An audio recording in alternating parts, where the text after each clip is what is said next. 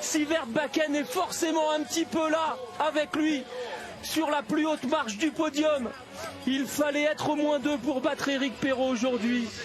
Énorme, énorme, Johan Olaf Botten. Voilà, il est là. Allez, c'est parti. Attention, il y a un petit peu de bruit, il faut rester dans sa bulle là pour Eric Perrault. Parce que Patrick Brunhofer vient de tirer.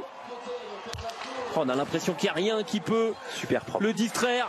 Super propre, relativement rapide, moins de 27 secondes. Là, ça va être dans les bons temps de tir.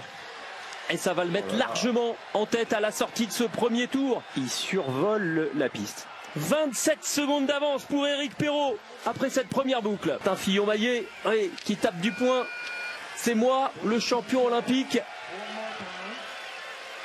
Retrouver cette vélocité démentielle qu'il avait démontré à Zandjiakou. Pas tout à fait les mêmes jambes cette saison qu'il y a 4 ans pour Quentin Fillon-Maillet.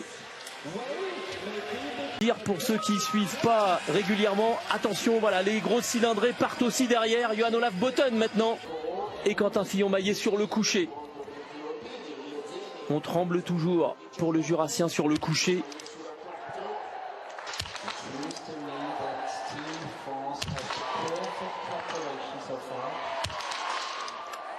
C'est incroyable ces mouvements qu'il y a sur le bout du canon. Et il y aura une faute pour Quentin Fillon-Maillet. On arrive voir que c'était pas totalement fixe. On les annonce à 10 secondes, 2,5 km, ça leur fait mal. Ben c'est parti pour le tir debout d'Eric Perrault. Rentré avec 1 minute 16 d'avance. Aïe aïe aïe aïe aïe. Ouah, j'ai cru que la dernière rentrait pas. Il y a eu un culassage qui n'était pas parfait. Ah, ça remet pas mal de monde en jeu là. Cette faute sur le tir debout d'Eric Perrault.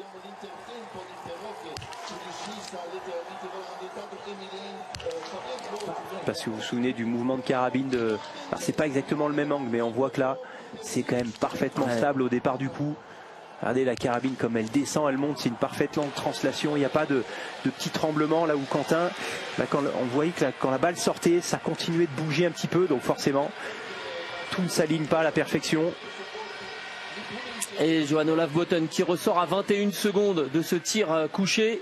Voilà, un site assez particulier sur 106 partants. Aïe aïe aïe, la première balle dehors là pour Quentin Fillon-Maillet sur le debout, la deuxième aussi. Hop hop hop, c'est en train de se compliquer là pour le Français. Allez, 3 fautes sur la première moitié de course. Ça n'est probablement pas Quentin qui aura une chance de faire sonner la Marseillaise aujourd'hui. Non, mais il faut se battre. Et Eric Perrault est déjà lui aussi de retour. Alors la Botten... Surtout ce qui est incroyable, c'est qu'il rentre avec 27 secondes, mais il est deuxième. Donc la marge qu'avait sur ce début de course Eric, qui peut gagner à 19.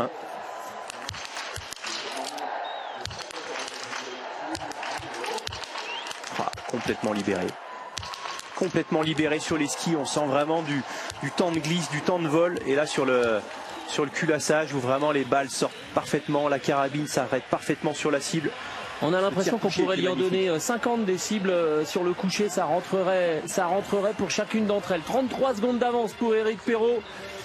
Il va tout jouer sur le dernier. Oui. Avec le plein, moi je pense que c'est la gagne. Et moins, il y aura du monde, il y aura du monde pour l'embêter. Alors j'ai pas vu ce qu'a fait Botten. Il a fait le plein. Il a fait le plein et surtout. Ah oui, mais ça veut dire qu'il ressort à 13 secondes de Martin Ponsiglioma et il ressort 24 secondes devant virtuellement 24 secondes devant Eric Perrault à mi-course. Allez. Et Eric Perrault, le plein c'est le titre. Le plein c'est le titre. Ah ouais, vous êtes et rien d'autre. Ouais, le plein c'est le titre. Voilà, là, il attaque. Il est incroyable.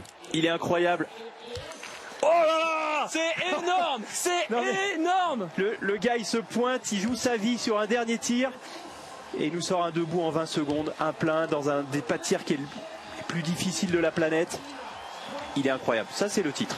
19 sur 20 pour Eric Perrault, mais Johan Olaf Botten est à 15 sur 15, Loïs. Ouais, mais il va moins vite. On va voir sur la fin ce qui reste à Eric, mais s'il lui en reste dans les pattes à Eric. Allez Fab, Beaucoup de regrets pour Fabien, ouais, j'imagine. Fabien Claude qui avec ses 4 fautes termine. Pour l'instant il allume du vert, mais évidemment c'est pas du tout ce qu'il espérait. Ouais, c'est pas comme ça qu'il voulait rentrer dans les jeux, ça c'est sûr. 21 secondes d'avance, sachant qu'il va reperdre 5-6 secondes au moins en vitesse de tir sur le dernier tir. Le seul qui peut écarter Eric Perrault d'un sacre olympique individuel aujourd'hui, c'est Johan Olaf Botten. Botten à 14 km 9, à 22 secondes d'avance sur Eric Perrault, malgré la pénalité du Français. Et Botten va être condamné à faire le plein. Eric Perrault va passer sous nos fenêtres, Loïs. Est-ce qu'on peut lui donner quelques bonnes ondes aux Français? Allez, il faut y aller à tout donner, il le sait Eric.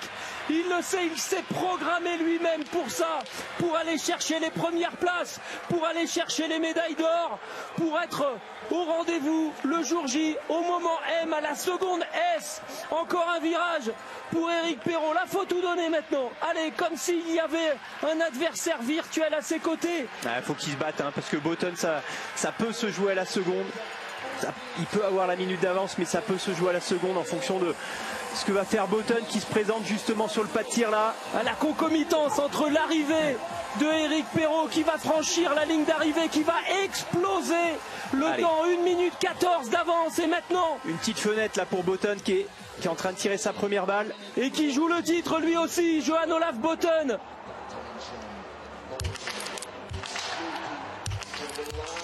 C'est solide ce qu'il fait. C'est la dernière. C'est pas le même tir. Ça prend plus de temps. Ouais, mais ça fait 20 sur 20. Voilà. Siegfried Mazek. Voilà, là on respire plus là. Qui annonce au staff norvégien que Johan Olaf Botten va ressortir avec le 20 sur 20. Et on a compris la réaction. Compris, hein. Là aussi, on a deviné sur ses lèvres. Ouais, mais il n'y a plus que 11 secondes. On l'avait. Alors, c'est là. Ouais. C'est pas bon. C'est pas bon pour Eric. Aïe, il est fort. Il a été incroyable. Il a été incroyable parce qu'il est un peu moins fort en temps de ski, mais il est parti prudemment pour vraiment axer sa course autour du tir, ne pas se mettre dans le rouge. Il a repris balle par balle. Son tir debout, c'est quelque chose d'école, hein. C'est relativement lent, mais vu les circonstances dans lesquelles il a tiré, c'est juste incroyable. Et là, il fait ce qu'il va accueillir. Le voilà, l'homme le plus fort aujourd'hui. Martin Oudal, 20 sur 20. La trajectoire de ce garçon, elle est complètement folle. Il a survolé ce qu'on appelle le premier trimestre, les mois de novembre et décembre en Coupe du Monde. Il a eu ce terrible accident de la vie, retrouver son coéquipier décédé dans sa chambre d'hôtel en Italie le 23 décembre. Ils sont peut-être 2 à pousser avec lui sur les bâtons aujourd'hui. Ils sont sans doute 2 dans sa tête, champion olympique avec Johan Olaf Botten aujourd'hui. Sivert Bakken est forcément un petit peu là avec lui sur la plus haute marche du podium. Il fallait être au moins 2 pour battre Eric Perrault aujourd'hui. Énorme Johan Olaf Botten. On a entendu Sivert. Il y avait un hommage incroyable. Là, je pense qu'il y a tellement d'émotions qui va monter. Et voilà donc le résultat final de ce 20 km individuel de biathlon olympique 2026. La médaille d'or pour Johan Olaf Botten. Eric Perrault en argent. Sturla Legrid, premier podium cet hiver, sera en bronze. Oli Densalo, une nouvelle fois 4e dans une course à enjeu. Philippe Navrat et Tommaso Giacomel 5e et 6e. Sébastien Samuelsson 7e. Le champion olympique 2022, Quentin Fillon-Maillet, qui termine à la 8e place devant Martin Ponsiglioma et Johannes Dolle.